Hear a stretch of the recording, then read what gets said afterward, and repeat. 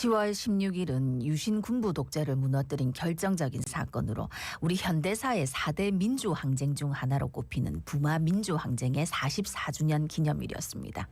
국가기념일로도 지정이 돼 있는 만큼 이날 정부 주도로 기념식이 열렸는데 정부 주요 인사가 아무도 참석을 안 해서 부마 민주항쟁이 홀대받고 있다는 반발이 터져나왔습니다. 이런 중에 국무총리 소속의 부마민주항쟁 진상규명위원회가 진상조사와 관련자 명예회복 작업은 제대로 할 수 있을지 우려의 목소리가 나오는데 관련해서 이야기 나눠보겠습니다. 예, 정영배 부마민주항쟁 기념재단 사무처장 전화 연결되어 있습니다. 사무처장님 안녕하십니까? 안녕하십니까? 예, 안녕하십니까? 그 뉴스 보신 분들은 보셨을 것 같은데 지난 16일 부마항쟁 기념식이 있었는데 현장 분위기가 조금 어수선해 보이더라고요. 어떻습니까? 예. 그날 부마민주항쟁 관련자들의 경우 아무래도 주빈으로 행안부 차관이 참석한 것에 대해서 우리 관련자들을 무시하냐 이런 분위기가 있었고요. 예.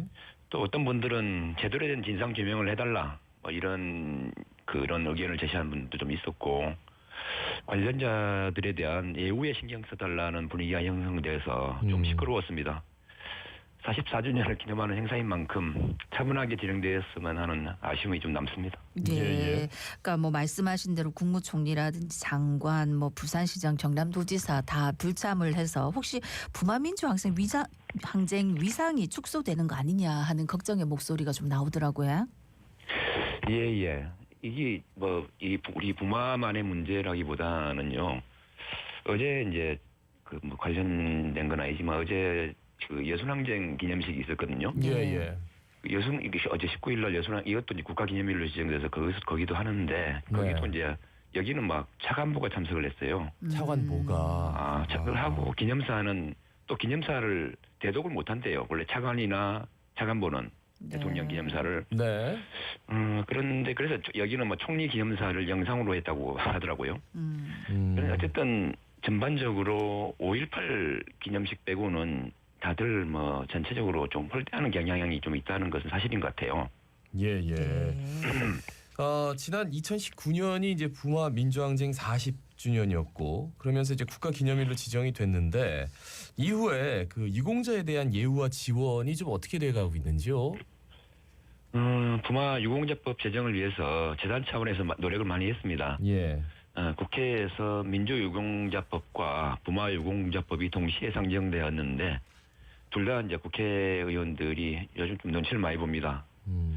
그래서 좀 쉽지 않아서 현재는 자동 폐기된 것으로 보입니다. 그러니까 그래서 다음 원이 구성돼야 그러니까 22회입니까? 예. 원이 구성돼야 다시 추진돼야 할 사항입니다. 근데 사실은 워낙 조금 반대가 심해서 쉽지는 않습니다. 예. 그렇지만은 부산시와 경남도에서는 20년에 관련자에 대한 예우와 지원을 조례로 제정해서 예. 얼마 되지는 않지만 매달 생활비, 일반 국가유공자에 준하는 대우 의료 지원이라든지 장례 지원이라든지 이런 것들에 대해서 지원을 좀 하고 있는 거는 좀 괜찮은 사례로 볼 수는 있지만은 현재는 국가에서는 뭔가 이렇게 예우를 하고 있지는 못하고 있습니다. 이게 이제 법이 제정돼야 되는데 이게 좀 어려운 문제가 좀 남아 있습니다. 예, 이제 그런 중에 판결이 하나 나왔던데 부마민주항쟁 당시 마산 지역에서 긴급조치 구호 위반 등 혐의로 이제 불법 구금과 폭행을 당한 피해자들이 국가를 상대로 제기한 손해배상 소송에서 승소를 해가지고 44년 만에 국가로부터 위자료를 받을 수 있게 됐다고요? 예. 뭐 돈은 얼마 되지는 않더라고 하니까 이분들이 싸운 거에 비하면은 실제로 이제 그 감옥에 갇히고 여러 가지로만 20며칠씩 최고로 많이 갇힌 분은 20며칠 되는데 그거에 대한 보상으로는 너무 좀 턱없이 부족하긴 하던데. 네. 1심에서는 사실은 패소했어요 이게. 네. 했는데 이제 작년에 그 대법원에서 재법원 전원위에서 이거에 대해서 국가공무원이 불법을 저지른 것이 맞고. 그래서 이것을 보상해야 한다는 것을 판결이 나면서 이번 판결이 뒤집어진 거라고 저희들은 보고 있습니다. 네. 그 부마 민주항쟁 당시 참여했던 분들 가장 원하는 게 과거사 진상 규명 그리고 명예회복인데 들어보니까 2014년부터 정부에서 위원회를 설치해가지고 부마항쟁 관련자들이 명예회복할 수 있도록 진상 규명을 하고 있다고 들었습니다. 여기 차질 없이 진행이 잘 되고 있다고 보시는지요? 어떻습니까? 뭐 여러 가지 그 논란이 좀 있을 수는 있습니다. 이거 차질이 없이 진행된다 안 된다 측면은 사실 있는데 현재로는 이제 이 진상규명위원회에서 활동을 통해 약 600여 명의 관련자 신청을 받았고요. 예.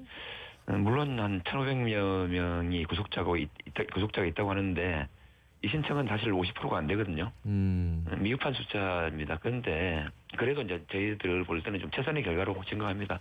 예. 참가했던 분들이 아직도 트라우마, 뭐 국가이든 국가 폭력이든 트라우마나 이런 것들이 있거든요. 뭐 이런 것들이 있어서 잘 신청을 안 해요. 예. 그리고 또 어떤 분들은 그게 뭐라고 그러니까 돈도 얼마 안 되는 거 뭐 이런 거 해가지고 내가 내 그 정보 주고 하지는 않겠다 이런 분도 계세요. 그래서 조금 어려움이 많습니다. 이 신청을 받는데 그리고 이제 신청이 많아져야 진상 규명 활동도 좀 활발하게 되는데 예. 그래서 어쨌든 진상규명위원회 활동이 내년 7월에 종료됩니다. 그래서 이제 이것이 조금 뒤에도 이제 진상규명이 되려면은 네네. 발굴된 사료나 자료 등이 재단뿐만 아니라 관련 연구단체에서 활용할 수 있도록 해야 되는데 예. 이것이 이제 국가구력원으로 이관되게 되거든요. 네. 그러면은 진상규명 활동에 많은 차질이 예상되기도 합니다. 그러면은 지금 현재 이제 뭐 아까 말씀하셨듯이 뭐 하려고 할 거고 했던 그분들이 좀 많이들 나와주시는 게 좀 중요하겠네요. 예, 맞습니다. 그분들이 좀 많이 나와줘야 됩니다. 네. 방송을 듣고 계시다면 아마 주위에서 좀 권유를 받으셨을 것도 같은데. 예, 그렇습니다. 예. 뭐라고 말씀을 뾰족하게 못 드리겠습니다. 예. 그 진상규명과 관련자 명예회복 앞으로 뭐 어떤 과제들이 남아 있다고 보시는지요? 이제 일단 진상규명위원회가 마무리되면 이어서 계속 진상규명 작업을 해야 하는데 앞에서 제가 말씀드렸지만 결국 이제 재단에서밖에 할 수 없거든요. 예. 그런데 이제 진상규명위원회에서는 발굴된 자료가 다 이제 국가기구로 이관된다. 예. 어떻게 할 수 없을 거라고 이제 생각이 들어 안타깝습니다. 그래서 이제 저희들은 진상규명위원회에 그 발굴된 사료와 자료를 자료집으로 만들어서 이걸 일반에 공개해라. 그러면 이걸 다 쓸 수 있지 않느냐. 그렇게 요청을 꾸준히 하고 있는데 아직까지 좀 강간무소식입니다. 예. 그러니까 진상규명위원회에서 어느 정도 진상규명이 된 사례들 그런 것들이 국가기관으로 가게 되면은 그냥 비밀에 붙여지고 더 이상 찾을 수가 없는 건가요? 볼 수가 없나요? 재단 측에서는? 볼 수는 있습니다. 그런데 절차 자체가 너무 복잡해요. 네. 국가기록원에 가서 전체 건건이 한 건 한 건 발굴, 그걸 공개하지 않거든요. 건건이 그러면 이 건이 있으니까 이 건에서 공개해도 이렇게 이런 식으로 가야 되는 거죠. 네네. 그래서 너무 힘들어요, 이 과정이. 그러니까 지금이라도 좀 자료를 공개를 해주면 여러 가지로 도움이 많이 될 텐데 그래서 지금 부마 민주항쟁 기념재단에서 부마 항쟁을 기억하고 항쟁 전후의 역사를 발굴하기 위한 관련 기록물 모으고 있다고 들었습니다. 어떤 기록물들 받는지 또 받은 기록물 중에 기억에 남는 건 뭔지 뭐 어떻게 참여하면 되는지 전반적으로 소개 좀 부탁드리겠습니다. 이 행사는 일종의 홍보성 행사로 기획이 됐어요. 예. 재단도 홍보하고 그다음에 또 그 70년대 당시 이제 뭐 확도국단 사진이나 뭐 이런 사진들이 사실 남아 있지 않아요. 네. 그 당시 이제 사진기나 이런 것들이 사실 가지고 있는 사람들이 얼마나 없었거든요. 네.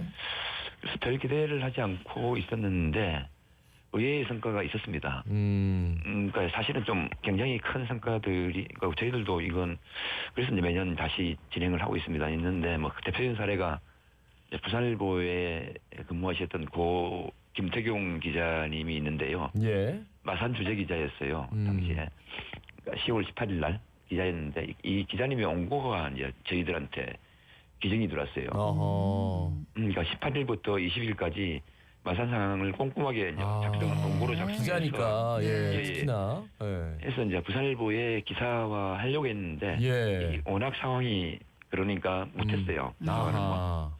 그러시면서 이제 돌아가시면서 아드님에게 원고를 전해줬는데 아드님이 이제 서울 가면서 서울로 지금 이제 의사신데 서울로 이제 그쪽으로 이제 개업을 하셔서 가시게 된다고 하더라고요. 네네. 그래서 김정리하다 이걸 발견하시고 이제 그때 저희 재단에 기증을 하셨어요. 굉장히 귀중한 자료. 또 하나는 작년에 이제 최진아라는 분의 일기를 기증받았어요. 이분은 당시 이제 부산대학교 1학년이었습니다. 예. 당시 상황을 이제 개인 일기로 작성해서 상시하게 알 수 있도록 했다는 점에서 의미가 있습니다. 물론 개인은 내밀한 일기를 내놓기 힘드셨을 텐데 그렇게 기증해 주셨어요.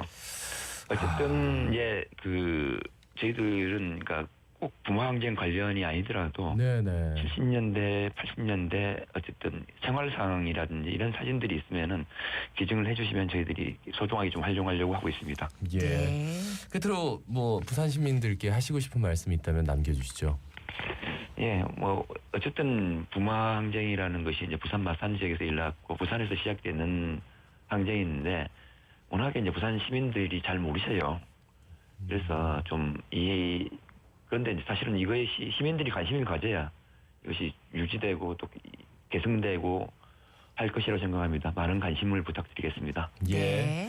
말씀 잘 들었습니다. 고맙습니다. 예, 고맙습니다. 예, 정영배 부마민주항쟁 기념재단 사무처장이었습니다.